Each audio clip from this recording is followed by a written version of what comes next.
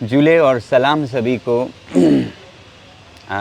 ये जो अनशन हमने कल शाम से शुरू किया, इस बारे में और ख़ासकर सज्जाद साहब के इसमें शिरकत के बारे में कारगिल के मेरे दोस्तों ने मुझे कुछ कहने को कहा, तो इसलिए मैं दो लफ्ज़ कहूँगा।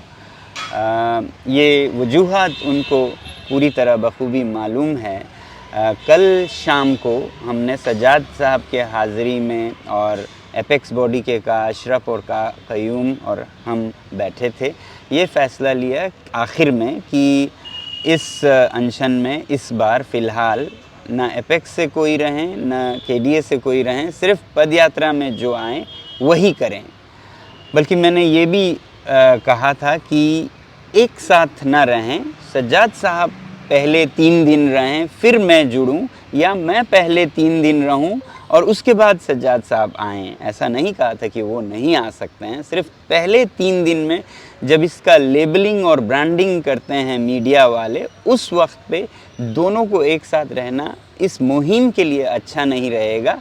या मैं रहूं और वो बाद में आए, या मैं बाद में आऊं वो पहले रहें, ऐसा कहा था। अब ये भी क्यों ऐसा सोचना पड़ा, इसके बारे में बताता हूं मैं। पहली बात तो हम तो चाहते थे कि सभी कारगिल के बहुत सारे यहाँ पर नुमाइंदे रहें इस अनशन में, जो दिल्ली में अगर करना पड़े तो। आपने देखा होगा मेरे पिछले वीडियो में भी मैंने ये कहा था, कारगिल से बड़ी तादाद में शिरकत हो, मगर जब यहाँ डिटेंशन हुए ये सब कन्फ्यूजन में, उसके बाद कारगिल के ज़्यादातर लोग तो वापस चले गए। उसके बाद भी मैंने हाथ जोड़कर केडीए के सभी लीडर से कहा, आप सब रहिए, बहुत अच्छा लगेगा ये अनशन अगर हमारे केडीए और एपेक्स के लीडरशिप के हाज़िरी में शुरू होती है, तो उसके बाद आप 3 दिन रहकर चले जाइएगा, हम लोग आगे ले जाएंगे, मगर पहले 3 दिन के लिए एपेक्स से भी सारे लीडर्स रहें और कारगिल से भी सारे केडीए के लीडर्स रहें, जिनमें सज्जाद साहब भी हैं। मगर केडीए के सभी लीडर्स ये कह के चले गए कि सज्जाद साहब सिर्फ रहेंगे और हम में से और नहीं रहेंगे। अब उनकी और मसरूफ़ियत रही होंगी, तो सज्जाद साहब को और मुझे रखा गया। अब एक बहुत बड़ी मसला ये होती है कि सज्जाद साहब के पहले के स्टेटमेंट्स हैं जिनमें उन्होंने ये कहा है कि लद्दाख को कश्मीर में ज़म कर दिया जाए, कि अगर स्टेटहुड देने में गवर्नमेंट ऑफ इंडिया को कोई दिक्कत है, कोई परेशानी है, तो उस परेशानी का हल किया जा सकता है कि लद्दाख को जम्मू कश्मीर के साथ रिमर्ज करके। तो इस पे न सिर्फ लेह में बल्कि पूरे हिंदुस्तान में इस तरह देखने लगे कि ये मूवमेंट कुछ कश्मीर से जुड़ी हुई है, ये लद्दाख का पाक पवित्र ना होकर कश्मीर के कुछ हैं। अभी रिसेंटली 3-4 दिन पहले हमारे करगिल के हमारे लीडर सज्जाद करगिली, जो कि करगिल डेमोक्रेटिक अलायंस के कोर ग्रुप के मेंबर हैं, लद्दाख के इश्यूज को सेपरेटिस्ट लीडर के साथ डिस्कस करने का क्या मतलब है? क्या आप लोगों का क्या हिडन एजेंडा है? एक साइड से आप लोग ले एपेक्स बॉडी और केडीए का आप लोगों ने एक कोऑर्डिनेशन कमेटी बनाया है, जिसमें 3 मेंबर्स ले से हैं, 3 मेंबर्स करगिल से हैं, जिनके साथ आप लोगों का 1 बार नहीं, 2 बार नहीं, 3 बार नहीं, 5-6 बार गवर्नमेंट ऑफ इंडिया के साथ बातचीत हो चुका है और आगे भी यही बातचीत जो है वो कंटिन्यू रहेगा। तो उससे पहले आप हुर्रियत कॉन्फ्रेंस से मिल रहे हो, जो कि एक सेपरेटिस्ट लीडर है, जो कि गवर्नमेंट ऑफ इंडिया के खिलाफ करते आ रहे हैं। वो लोग चाहते हैं कि कश्मीर को पाकिस्तान के साथ मर्ज करें। हुर्रियत कॉन्फ्रेंस का यही डिमांड है ना कि कश्मीर को पाकिस्तान के साथ मर्ज किया जाए, इंडिपेंडेंट उनको वो दिया जाए। तो ऐसे लोगों के साथ मिलके क्या लद्दाख के आने वाले दिनों में जो बातचीत होने वाला है उसको क्या डिरेल करने की कोशिश की जा रही है?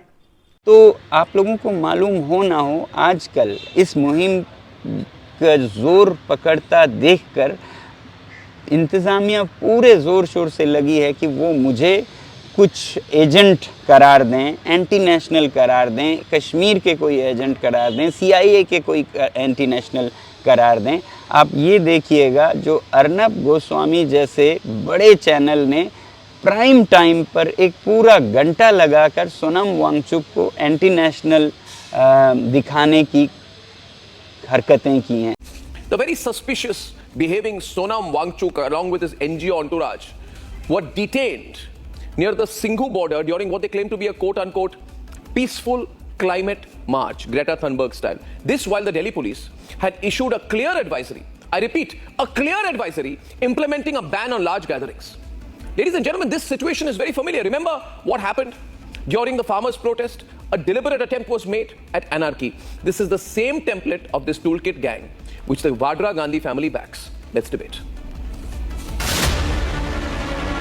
Congress proxy Sonam Wangchuk and his tribe of 125 protesters were detained near the Singhu border. My own view is the behavior of Sonam Wangchuk does not add up. In my view, he is carrying out some other sinister anti-national agenda. He's a typical rent-a-cause kind of guy, and I think he's a Congress party proxy. Which has to be also brought to table is that this whole projects that he did, whether it was climate change and other things, they were given by funds by what? Ford Foundation, Tata Trust, Dan Church, and Karuna AIDS and all that stuff. Now, this Ford Foundation, George Soros and other foundation completely gave all backing to his studies. ऐसी बहुत हो रही हैं, पूरे social media पर है, अब तो मेन स्ट्रीम मीडिया पर भी ये दिखाया जाने लगा। ऐसे में मैंने ये कहा कि हम दो, अगर सिर्फ हम दो एक साथ दिखे तो मीडिया हमें ज़रूर इस तरह से लेबल करेगी, नहीं भी करे तो वो लोग ऐसे मीडिया को भेजेंगे ताकि वो ये कहें कि इस तरह का है ये मूवमेंट जिसमें ये लद्दाख को फिर से कश्मीर में जोड़ना चाहते हैं और जिससे फिर लद्दाख में लेह में बवाल मचेगा और लेह और कारगिल की हम-आहंगी टूट जाएगी। और उसको देखते हुए मैंने ये कहा कि फ़िलहाल हम ये मौका उनको ना दें और पहले 3 दिन में जबकि ये सब रंग चढ़ते हैं उस वक्त पे दोनों साथ ना हों, या मैं पहले 3 दिन रहूं उसके बाद वो आएँ, या वो पहले 3 दिन रहें और जो होता है देखने के बाद फिर मैं आऊं या ना आऊं।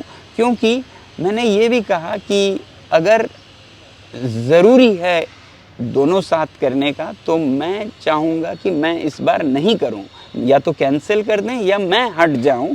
क्योंकि अगर मुझ पे वो इस तरह का रंग चढ़ाने में किसी एजेंट के हैं, हम कश्मीर के हैं या CIA के हैं या बाहरी हैं, चीन के हैं, जो वो कोशिश कर रहे हैं, वो अगर ज़रा सा भी वो कामयाब हो गए तो अभी तक जो मेरा ज़रा सा असर है या मदद है इस आंदोलन को, मूवमेंट को, वो ख़त्म हो जाएगा और अगली बार से मैं इनफेक्टिव हो जाऊंगा, मेरा कोई असर नहीं होगा, कुछ मदद भी नहीं कर पाऊंगा। उससे बेहतर है कि मैं इस बार नहीं जुड़ूं, आप ही लोग कीजिए, सजाद साहब बैठिए और करिए, मैं इस बार अलग रहूंगा, अगली बार फिर करूंगा। क्योंकि ज़रूरी है कि मेरे ब्रांड पर जो पैट्रियोटिक लेबल है उस पर ज़रा भी दाग ना आए, क्योंकि बहुत कोशिश की जा रही है एंटी नेशनल दिखाने की। तो एंटी नेशनल तो नहीं कहूँगा, मगर जो उनकी कश्मीर के बारे में स्टेटमेंट्स दिए गए हैं उनको एक्सप्लॉइट ज़रूर करेंगे, वो बेवकूफ़ नहीं है, ऐसा ही करेंगे। तो ऐसे ख़दशात में इसी बार में ये जो हमारा वैल्यू है इस मूवमेंट के लिए वो ख़त्म कर देना समझदारी नहीं थी, क्योंकि अगले बार फिर हम मदद कर पाएंगे। अगर ऐसा नहीं हुआ और इस बारी में ही हमें कलर्स लगा दिए गए, लेबल्स लगा दिए गए, आप कश्मीर के लिए कर रहे हैं, आप लद्दाख के अगेंस्ट हैं, इंडिया के अगेंस्ट हैं, लेह में तो बहुत होगा ही, वो सब हुआ तो आगे से भी लेह और कारगिल मिल के कुछ नहीं कर पाएंगे, दरारें पैदा होंगी, नेशनल लेवल पे मुझ पे ऐसे दब्बे लगाए जाएंगे जिसके बाद मेरा कारकर्दगी बिल्कुल ख़त्म हो जाएगा। तो ऐसे में कोई मतलब कोई वो नहीं बनता है कि हम ज़बरदस्ती यही करें। तो यही गुजारिश थी उनसे कि 3 दिन बाद आप आएँ या मैं इसमें से निकल जाऊँ। ऐसा नहीं है कि मैं ख़ुद को हाईलाइट करना चाहता था या कोई फेमस होना, बल्कि मैं तो अभी बदनाम होने के उसमें हूँ कि मैं एंटी नेशनल हूँ, मैं सोरोस फंडेड हूँ,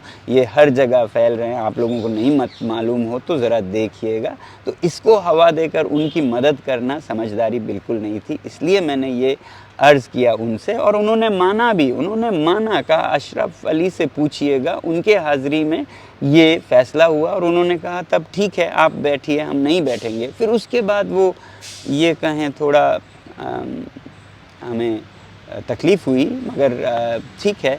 अभी भी मैं उनको ये कहता हूँ कि आप आइए, बैठिए, मैं हट जाऊँगा और इस तरह से हम अगले बार के लिए तो कम से कम ये पोटेंशियल अपना बरकरार रखेंगे। लिहाजा आप लोग ये प्लीज़ समझिएगा, मैं तो चाहता हूँ कि हम सब मिल के बैठें, मगर कोई रहे नहीं कारगिल से मुसाफिर रहे ना लीडर रहे, तो ऐसे में सिर्फ मैं और सज्जाद साहब करते तो ये सब हो जाता, इसलिए हम नहीं कर पाए। आप सब समझदार हैं, मेरे ख़्याल से आप समझेंगे, और इस वक्त पर जब हम मिलकर एक बहुत बड़ी जद्दोजहद में हैं, ऐसे क्या कहेंगे कन्फ्यूजन्स को फैलने नहीं देंगे, और आगे बहुत रास्ता लंबा है, सफ़र आसान भी नहीं है, तो यारी दोस्ती के साथ हाथ मिलाकर हम आगे बढ़ेंगे। शुक्रिया, जुले सलाम।